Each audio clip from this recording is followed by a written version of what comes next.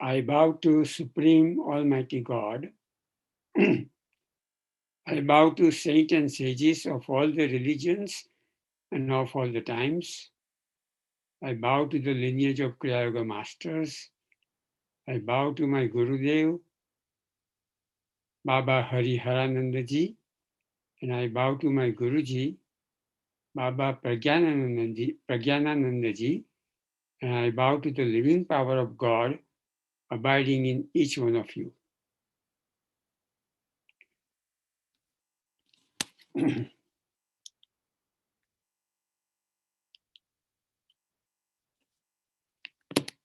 Pranam to everybody. So today's topic is 3 characteristics of love. So what is love? Love is the most casually or loosely used word to indicate physical attraction, affection, or fondness. When love flows downwards towards the bottom 3 chakras, it gives passion. But when it flows upwards toward the upper 2 chakras, it transforms into supreme divine love. Heart is the place of emotions. When emotions flow downwards toward the bottom 3 chakras of money, sex, and food, it gives temporary pleasure, but it is unripe pleasure. But the same feelings, when they are directed upwards towards the top 2 chakras, they become devotion.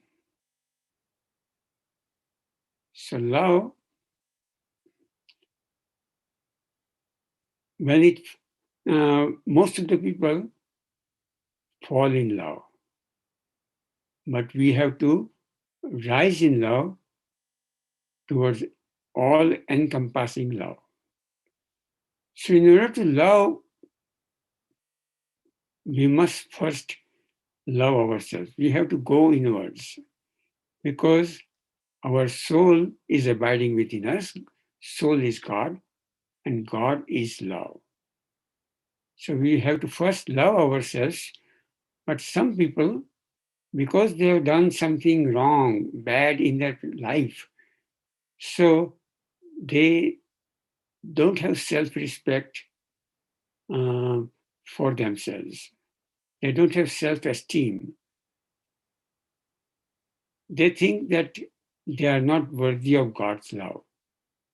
But God is abiding in each and every one of us, and God loves everybody equally. He loves the bad person the same way he loves the good person. But God has set in motion the laws of karma. So it works like the Newton's third law of motion, which is each action has equal and opposite reaction. Same way, if we do good karma, we will get good results. If we do bad karma, we get negative result. But God doesn't do this to punish us. A good mother loves her child very much. But when the child doesn't behave, he becomes a naughty, then mother disciplines the child so that he become a better human being when he becomes adult. Same way, God loves us like we are his children, but he disciplines us when we do something wrong for our own good. So we should love ourselves. Without loving ourselves, we cannot love anybody else. So in order to love others, we should love ourselves.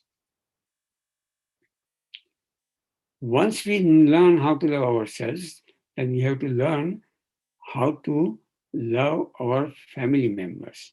if there is any disagreement, if there is any dispute, we should try to resolve it with love and understanding.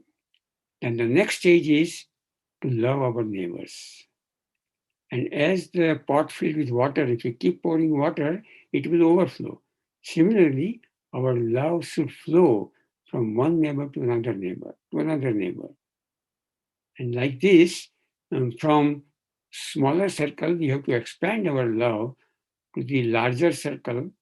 And from individual love, we have to grow towards universal love. Now, God has given us body, mind, and soul. And these are the supreme gifts of God to us. So we should take good care of our body, mind, and soul. To, to take good care of body, we have to keep it clean. We have to nourish with nutritious food, and we do some exercise. And we should take care of our mind. We have body only for one life. We get the body when we start our life, and when we die, we leave the body behind. But mind goes with us even after we die. So mind is infinitely more powerful than body. So we should learn how to take care of the mind, because mind is the biggest obstacle towards the highest happiness, the supreme happiness. So we should learn how to take care of the mind.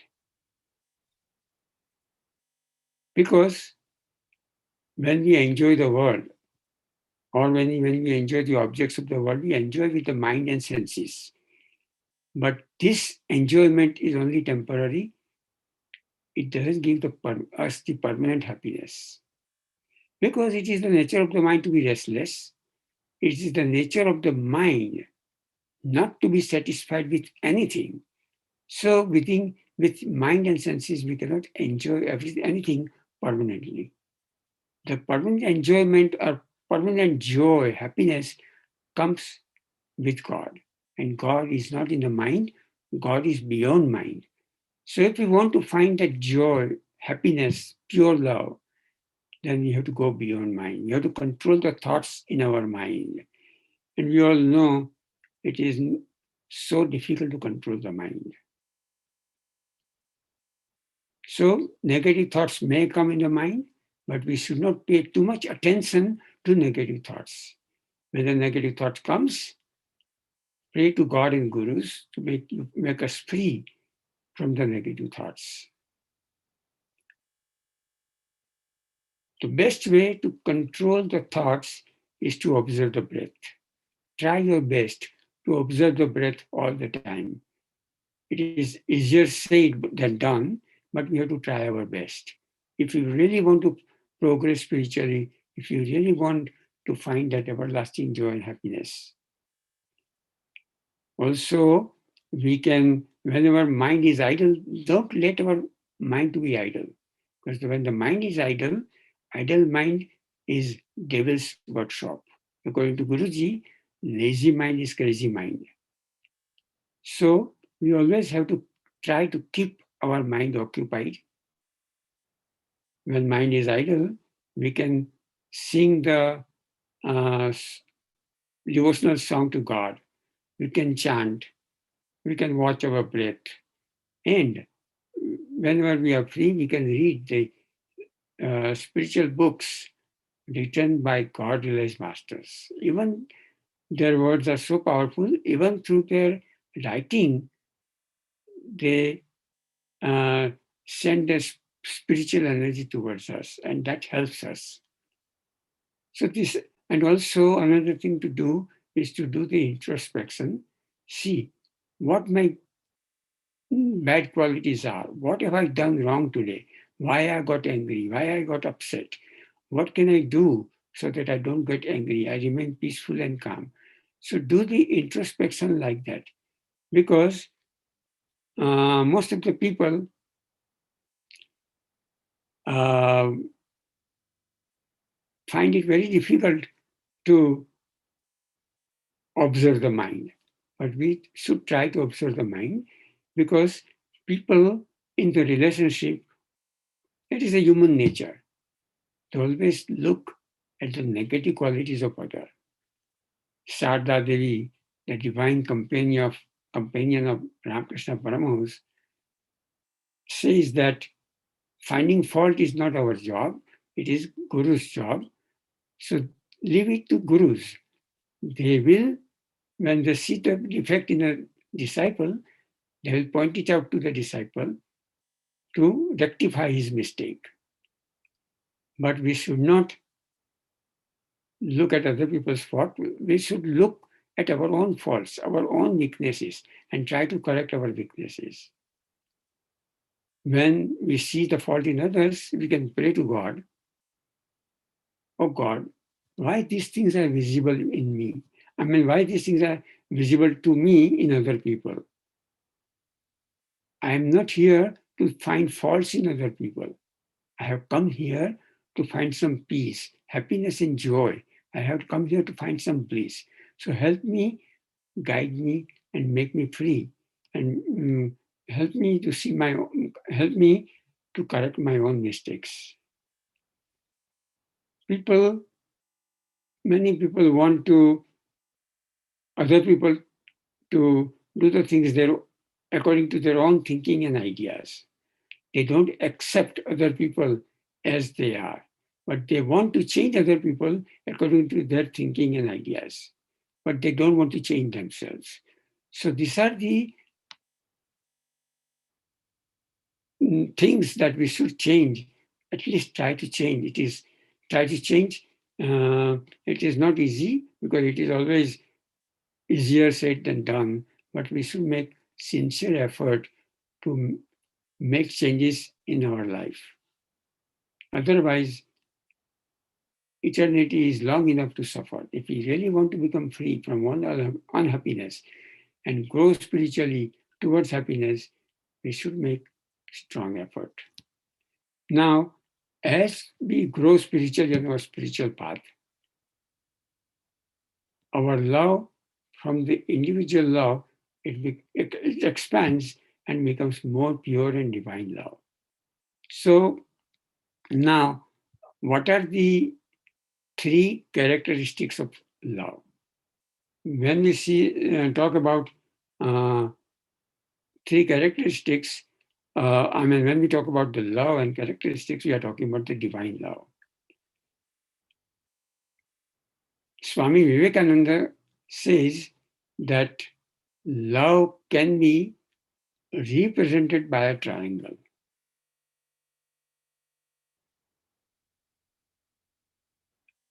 As triangle has three corners, similarly, there are three characteristics of love. Triangle cannot exist without these three angles. Similarly, love cannot exist without these three qualities. So, what are these three qualities? First, love should be unconditional. Second angle of the triangle is love is fearless. And the third angle of love is single-minded devotion which doesn't know any competition from any source. So now let's take these three qualities one by one. First, love is unconditional. Love does not bargain. Love does not bargain. When we love somebody, it should be love without expectations. In ordinary love, we love other people, but our love is always with expectations. And when we love somebody and when we do not get love in return, when our expectations and demands are not met, we become angry, we feel let down. But this should all change. It should be unconditional love. When we love God, we should not expect anything in return. Otherwise, it is not divine love, it is not pure love. Sage Narada, in his Narad Bhakti Sutra, in his the aphorisms of love and devotion, he says that we should love God without any expectations. If we love God with expectations, then it is not pure love. He says that is the love of a prostitute. So I can give you a couple of examples of the pure divine love.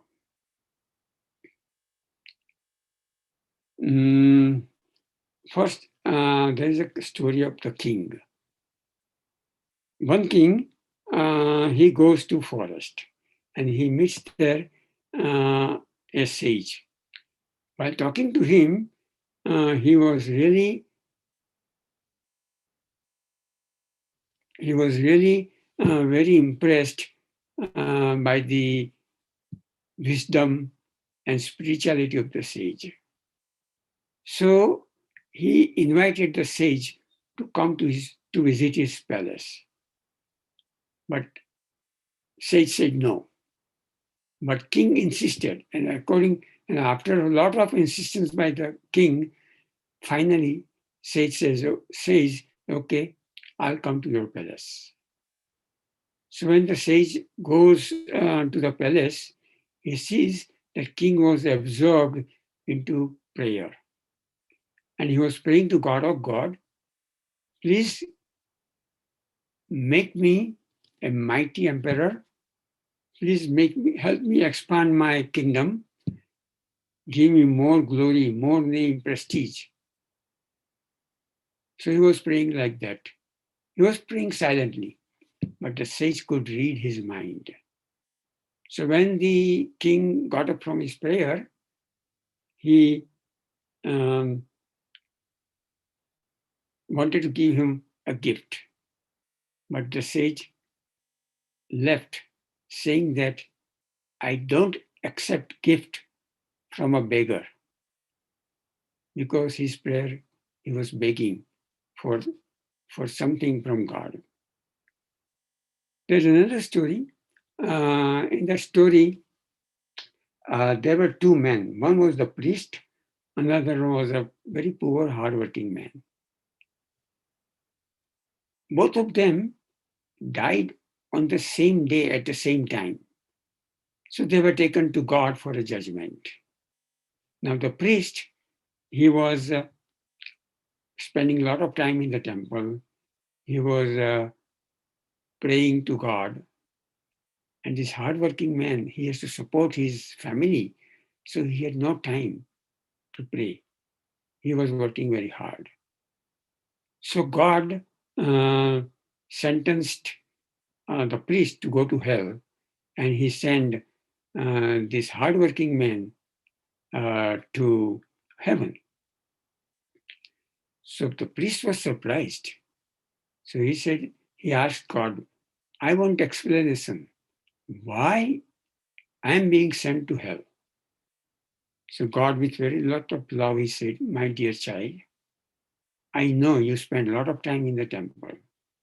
You prayed a lot, but you prayed me anytime you wanted. You prayed me in the morning, in the afternoon, in the evening, even in the night time, you prayed.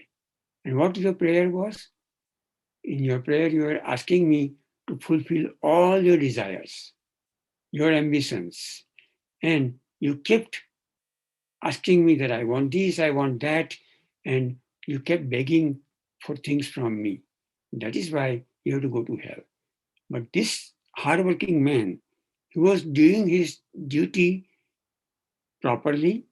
He was loving me, and with love, he was doing his duty. So that's why he's going to go to heaven.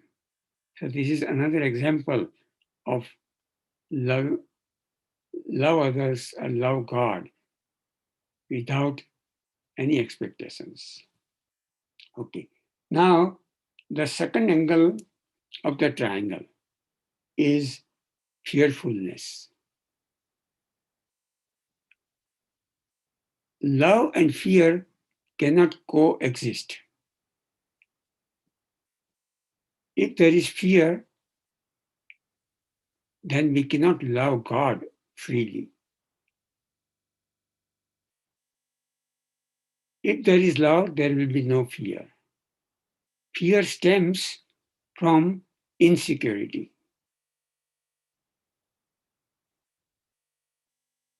And fear makes person weak. Fear makes person miserable. So if we feel the presence of God, then we will not feel fear. So there's a story that mother and her young son, little son going to school, they were living together. Now son has to go to school and he had to pass through a dense forest. So while passing through the dance, you would hear the roaring of the animals, wild animals. So he told his mother that I feel really afraid to pass through the forest. So mother said, why are you afraid? Your elder brother is living there. He will protect you. So he asked, who is my elder brother? Mother said, your elder brother is Krishna. So whenever you need some help, you shout and call him. So the boy goes to the forest, and when he feels little fear, uh, he shouts. He shouts, I'm here. So the voice came, the echo from the woods and the forest came, I am here. So little boy, he was very innocent. He didn't know that he is hearing his own echo. He really thought that Lord Krishna is with him. So because of this, his innocence, his trust and faith in that his brother is living in the forest, protecting him, his fear went away. Then one day his teacher tells all the students that let us have a feast tomorrow. So he is asking everybody to bring something. So he is asking this young boy to bring yogurt for everybody. Now this boy was concerned. He says, I'm very poor. How am I going to bring yogurt for so many people? But then he thought of Lord Krishna. So when he was passing through the forest, he asked for Krishna's help. And the story goes that Lord Krishna actually came to him and he gave him up. He told him that tomorrow you come, I'll give you a pot of yogurt and you can feed your classmates with the yogurt. So boy was very happy. The next day, Lord Krishna gave him a small pot filled with yogurt. So boy got a little bit disappointed. He thought that with this much yogurt is so not enough yogurt for everybody. So Lord Krishna assured him that there is enough yogurt for everybody. Don't worry. So when he brought the yogurt to the teacher, teacher also saw that pot of yogurt and he said, how can we feed all the students with this much yogurt? But to everybody's surprised, uh, as they started giving yogurt to students, the pot was not, the yogurt was not reducing in the pot. It was remaining at the same to the upper rim. So then they could feed everybody the yogurt, and there was enough yogurt for everybody. So when we love God without any fear, and when we really have love, there is no fear. So when we love God, there will be no fear.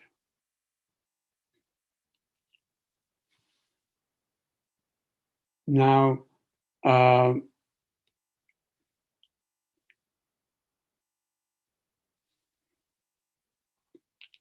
what is any other story? Let's see.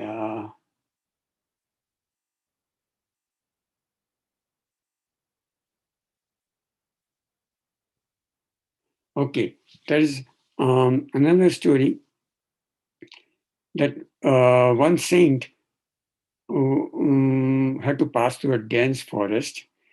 So the security men there told him not to go to the forest because there are wild animals. He will not remain alive. Saint told him, "Don't worry, I'll take care of myself." So he starts going to the forest, and when he reaches when the forest becomes more dense, he saw two lions coming towards him. They came towards him, and one lion came to his one side, left hand side, another lion on the right hand side. And as he was walking, lions were walking with him because he was highly realized saint. He was not afraid of lions. Then he saw one cottage, so he went there to take the rest for the night. He lay down in the cottage. So one lion lied down on one side, another lion lied down on the other side, and he slept the whole night like that. The next morning, he woke up and he started to go to the other end of the forest. So he started walking.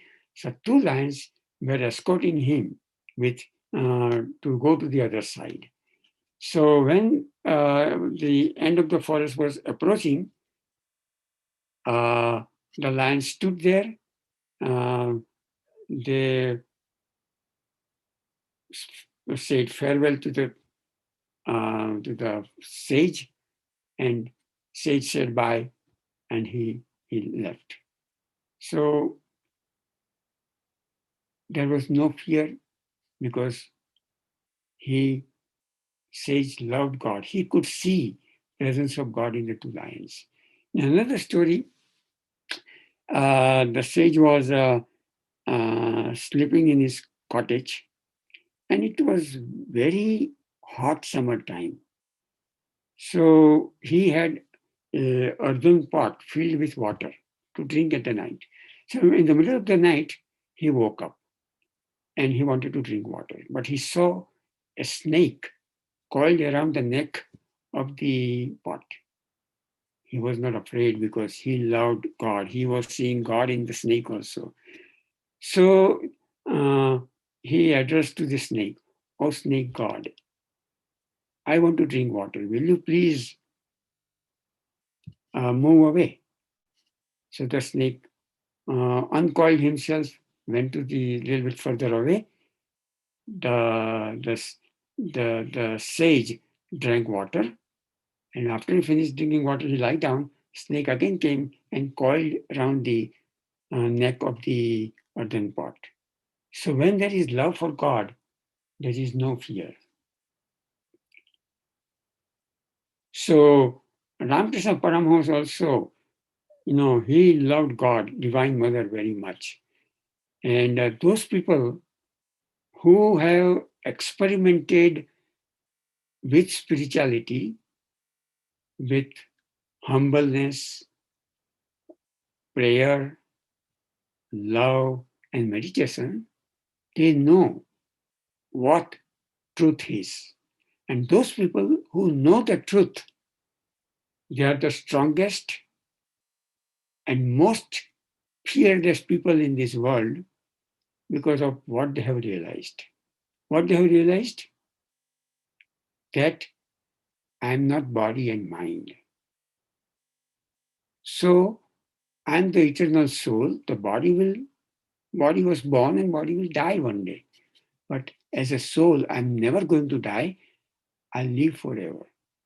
So with that ex- experience of that knowledge, they have no fear. They are the most fearless people in the world. Okay, now uh,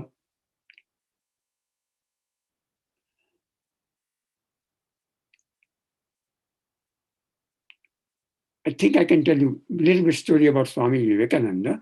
After the Mahasamadhi of his Guru Ramakrishna Paramahansa, Swami Vivekananda traveled all over the India, far and wide. And he was invited by many kings in his palace. So one time, a king invited him in the palace. And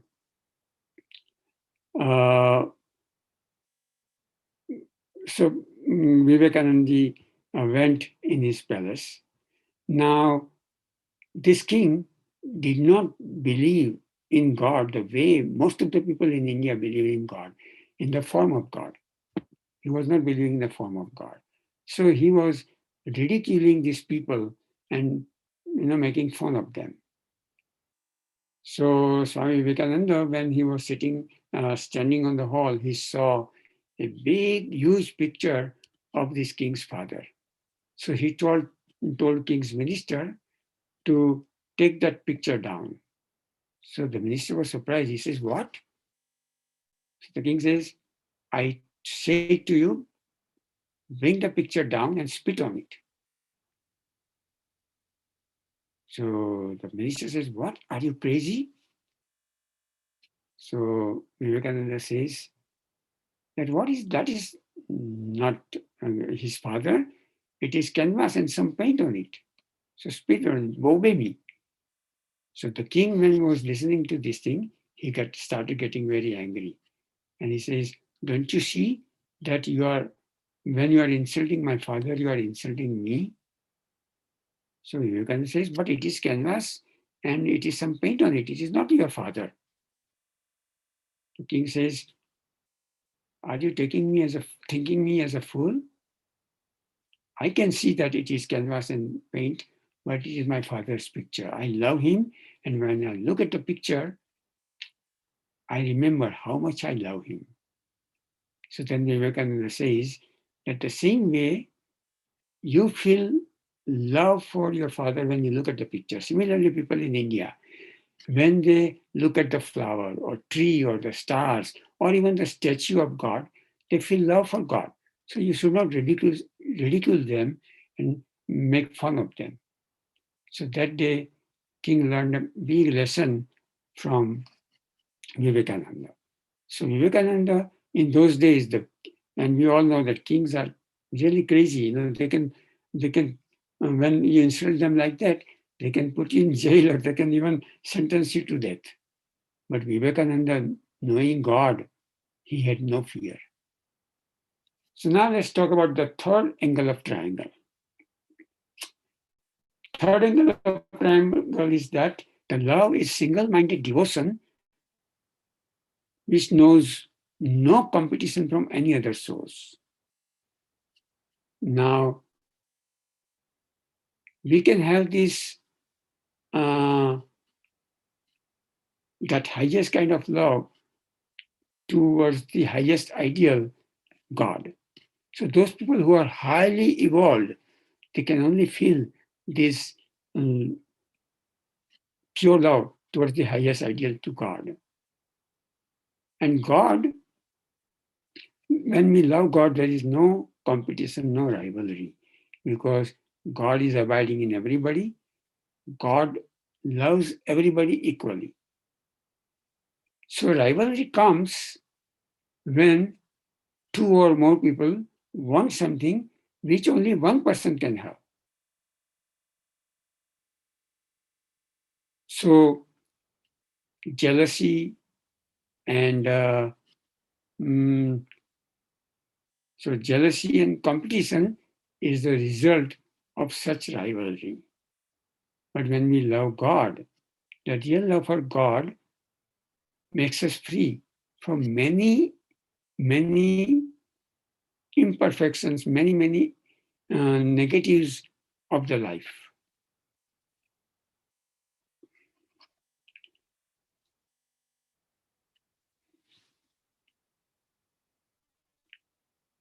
So,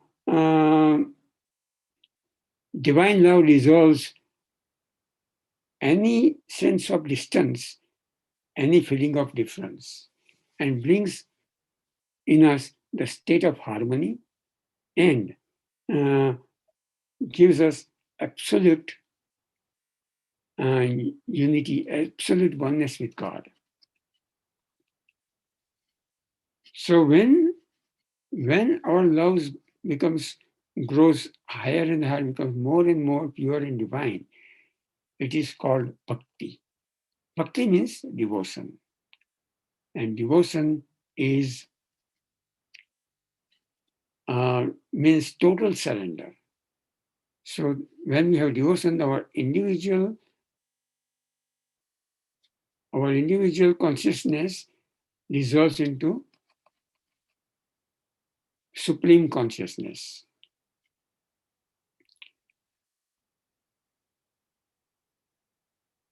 The love begins with duality, but it ends into unity with God in devotion.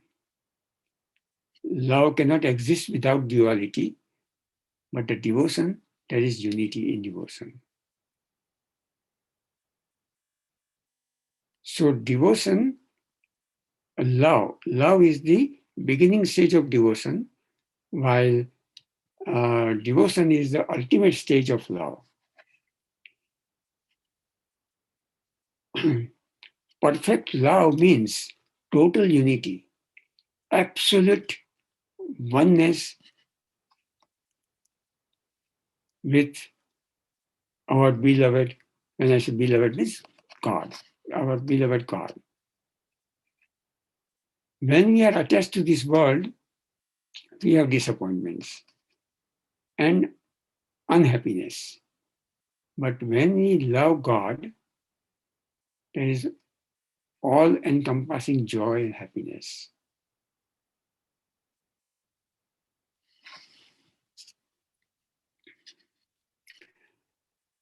When one extremely loves God, he or she can be considered totally mad when judged in human terms. One story, Lord Hanuman, his love for God is quite known. He loved Ram very much. So it's a story about him that mm, one day organizers of that place assigned some duty for Ram. So Hanuman also wanted something to do for Ram. So he was given the duty of simply looking at Ram. Now Hanuman loved Ram very much. So he was enjoying to look at his face. So he was very happy.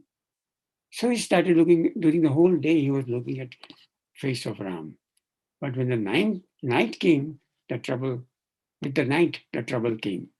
Because in the night, Ram went to his room with his beloved wife Sita and closed the door. Now Hanuman wanted to see Ram's face, he could not see it. She wanted to go in, but the people said that he cannot go in, only his wife can go inside. And the red dot on her forehead is the proof that she is the wife. So Hanuman that night went out in the market. He bought red powder and applied the red powder on his whole body. And then he came and knocked at the door of Ram's room.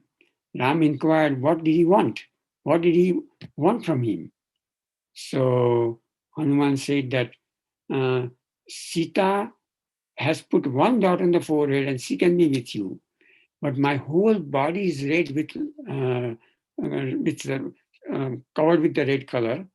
So I should be coming inside and stay with you and look at your face. So was Hanuman mad or crazy?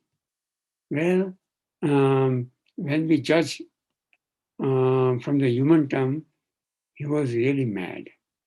But his love was so deep and so intense that ordinary people cannot understand his love.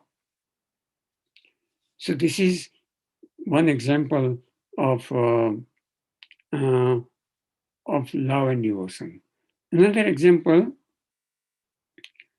is that um, Lord Krishna, he had two wives, and both the wives, particularly one wife who was very rich, full of, she had lots of material wealth. She was always claiming that her love is much superior to other queens' love. And, in the true love, there is no rivalry, no competition, but she was thinking like that. So Krishna wanted to test their love. So she told his queens that he wanted to distribute his wealth to all the poor people. So he said that uh, he would wanted to give the amount of wealth or jewelry which would be equal in weight to his own weight. So Krishna sat on one side of the scale, and this queen who was having a lot of material wealth, she started putting all the gold and jewelry on another scale, but the scale did not turn. So she was surprised.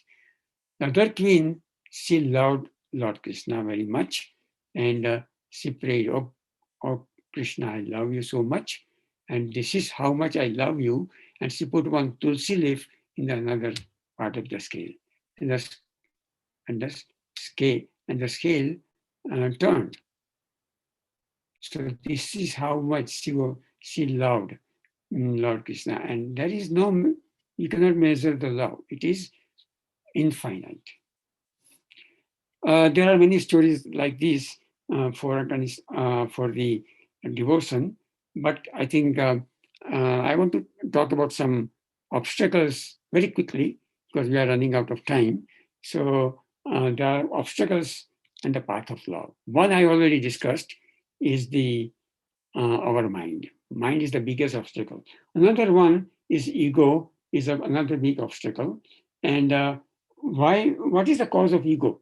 Because we have complex nature due to so many suppressed desire and uh, memories that we bring from the past lives, and that brings ego. So through complexity, ego comes. Through simplicity, ego disappears. So there are um, 5 causes of ego. First one is ego of wealth.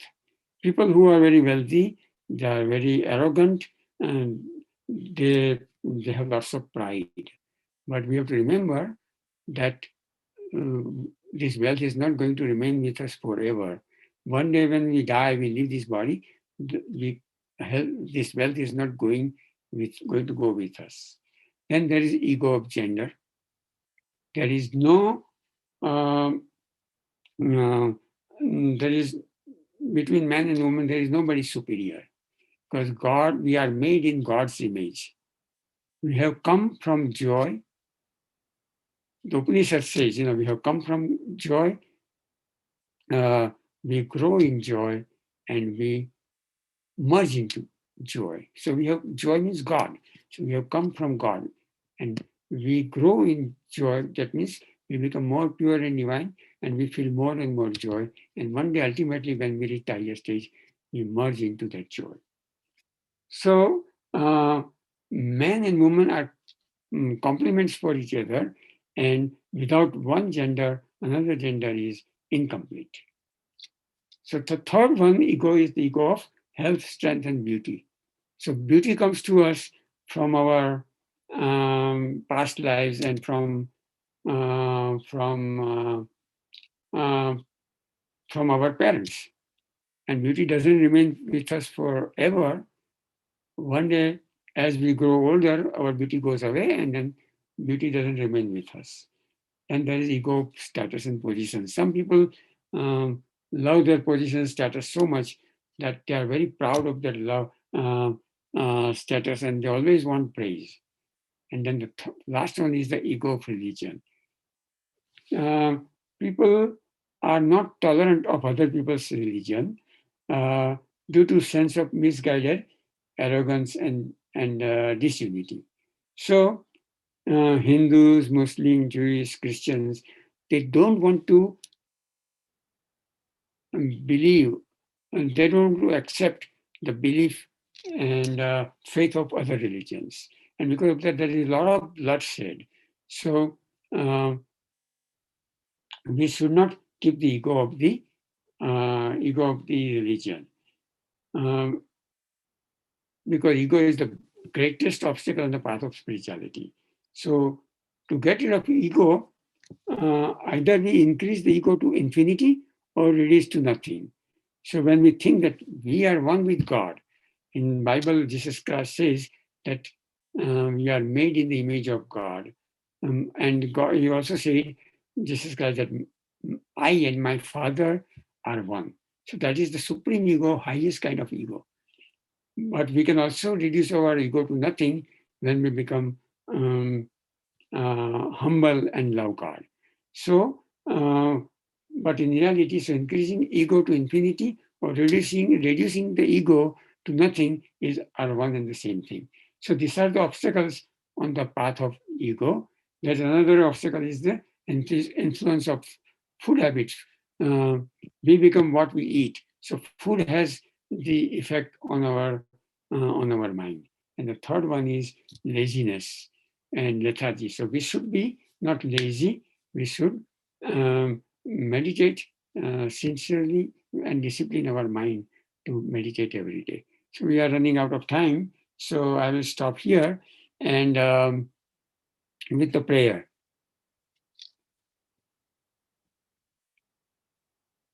Sarve bhavantu sukhinah, sarve santu niramayaha, sarve bhadrani paschyantu, ma kaschit dukh bhavet.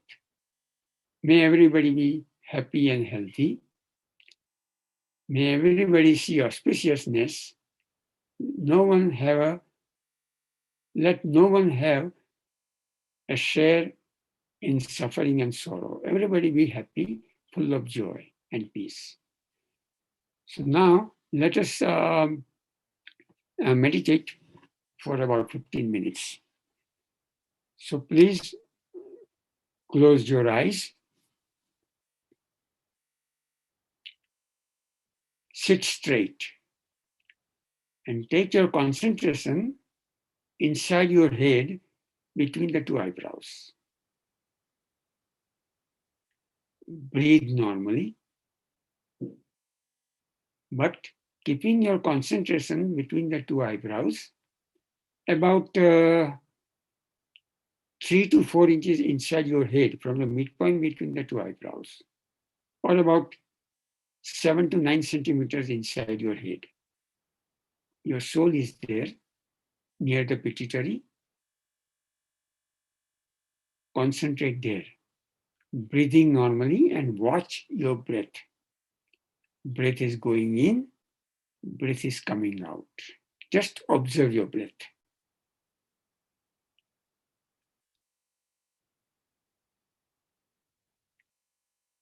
Breath is God, and God is love. So observe your breath with love. Vayuhu pratyaksha devata. Breath is the direct, perceptible God. So watch your breath with love, concentrating between the two eyebrows inside your head.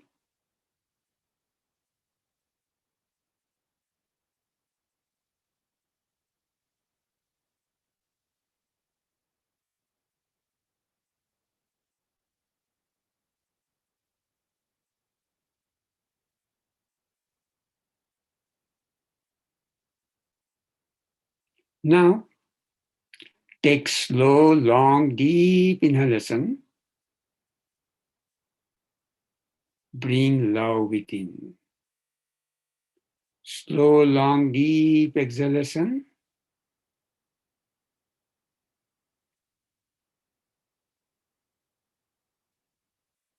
Take slow, long, deep inhalation. Bring love within you. Slow, long, deep exhalation.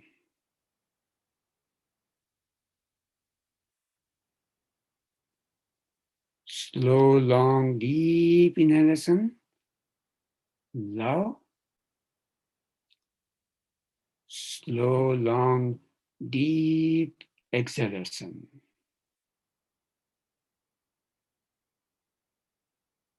Slow, long, deep inhalation with love.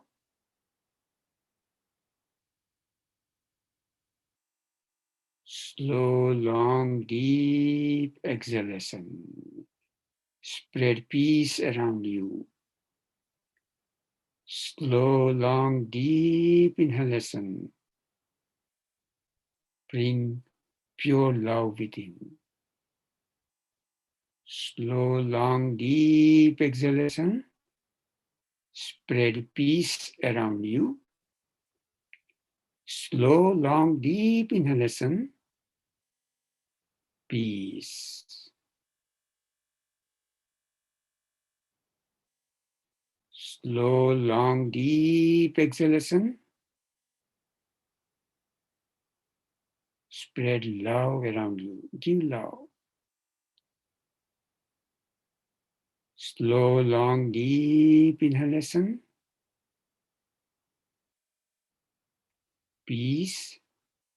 Slow, long, deep exhalation. Love. Now take slow, long, deep inhalation.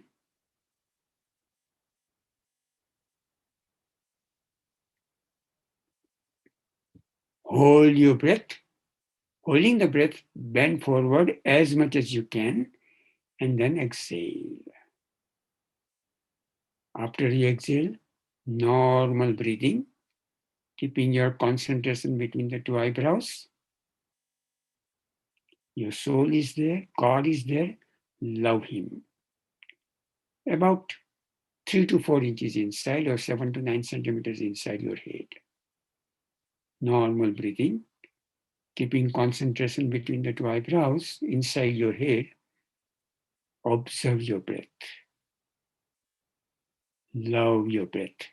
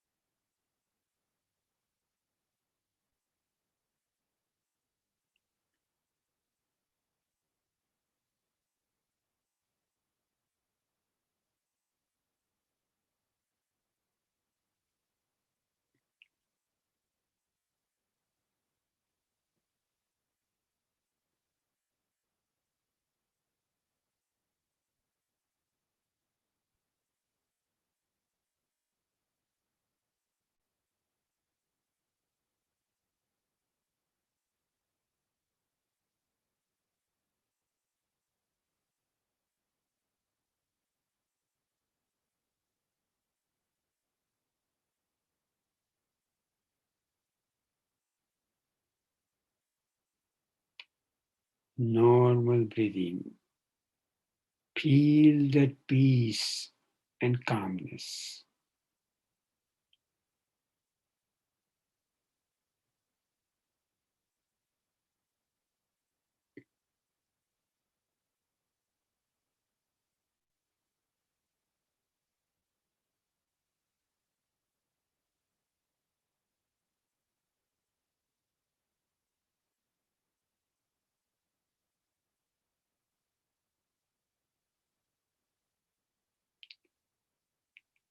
Now take slow, long, deep inhalation.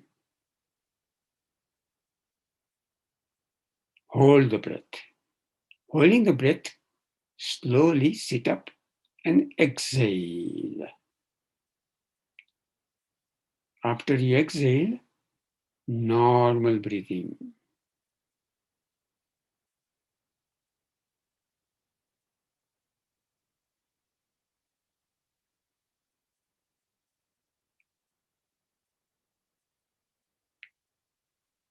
Take slow, long, deep inhalation. Bring peace within. Slow, long, deep exhalation. Give your love to others, pure love to others. Slow, long, deep inhalation. Peace is coming within us. Slow, long, deep exhalation. Love, pure love is flowing outside to other people. Slow, long, deep inhalation. Peace and calmness is coming within us. Slow, long, deep exhalation. Pure divine love is going to other people through us. Slow, long, deep inhalation. Peace and calmness coming within us. Slow, long, deep exhalation. Pure divine love is flowing through us to others. Slow, long, deep inhalation. Peace is coming within us. Slow, long, deep exhalation. Pure divine love is spreading through us, around us. Slow, long, deep inhalation.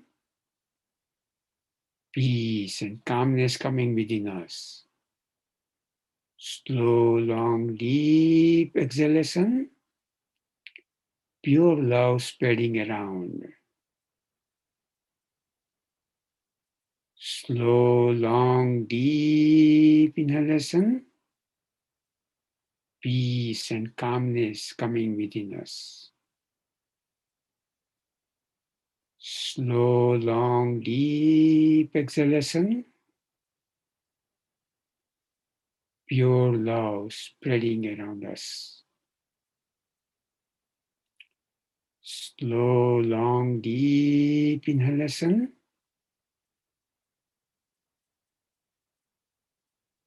Peace, calmness coming within us. Slow, long, deep exhalation. Pure divine love spreading around. Now breathe normally.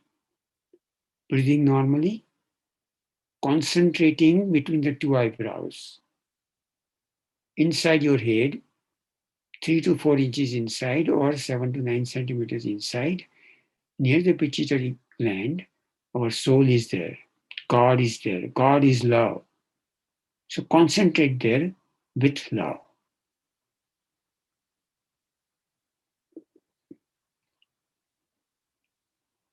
Almost all your attention is inside your head in the space with soul, with love. Remain there. We are remaining with God, with our soul.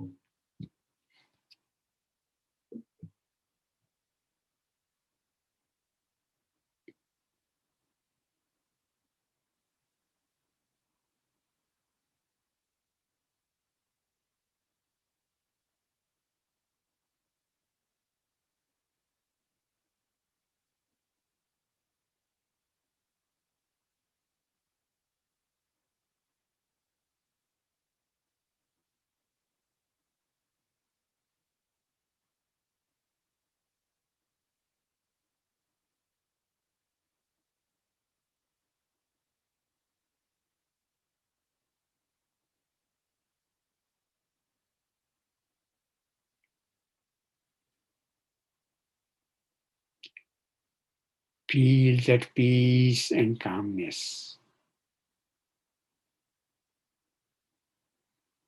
God is calmness. So when we feel the calmness, We are very close to God. Love Him.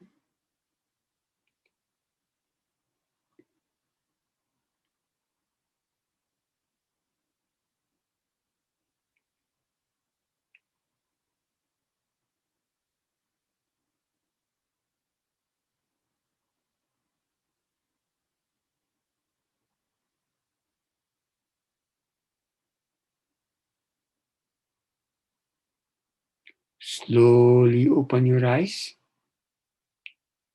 but remain inside your head between the two eyebrows. Feel that peace and calmness, presence of God.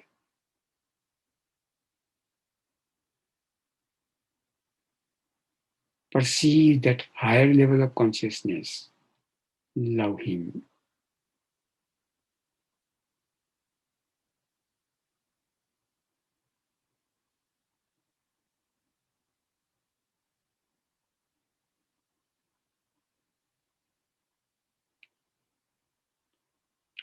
Thank you.